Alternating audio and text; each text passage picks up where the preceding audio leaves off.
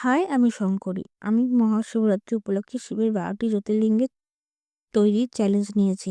আজ আমার সেই চ্যালেঞ্জের ৮ম দিন। আজ আমি তৈরি করছি নাগেশ্বর জ্যোতির্লিঙ্গ, যা অবস্থিত গুজরাটের দ্বারকা নগরীতে। নাগেশ্বর জ্যোতির্লিঙ্গের কাহিনী ভক্তি, অত্যাচারের বিরুদ্ধে প্রতিবাদ ও ভগবান শিবের রক্ষাকর্তা রূপের প্রতীক। একসময় দারুক নামে এক ভয়ঙ্কর অসুর সমুদ্র তীরবর্তী অঞ্চলে বাস করত। সে তার স্ত্রী দারুকের কাছ থেকে বর পেয়ে অত্যন্ত শক্তিশালী হয়ে ওঠে এবং নিরীহ সাধু সন্ত ও শিব ভক্তদের উপর ভয়াবহ অত্যাচার করে। দারুক এক শিব ভক্ত বণিক সুপ্রিয়াকে বন্দি করে কারাগারে আটকে রাখে। বন্দি দশায় থেকেও সুপ্রিয়া ওম নমঃ শিবায় মন্ত্র জপ করতে থাকেন এবং অন্যান্য বন্দীদেরও শিব ভক্তিতে উদ্বুদ্ধ করেন।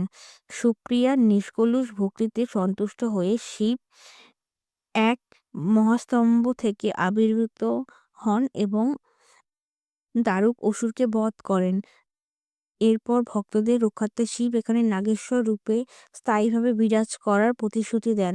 এই কারণেই এখানে প্রতিষ্ঠিত শিবলিঙ্গ নাগেশ্বর জ্যোতির্লিঙ্গ নামে খ্যাত, যা ভয়, বিষ ও অশুভ শক্তি নাশ করে বলে বিশ্বাস।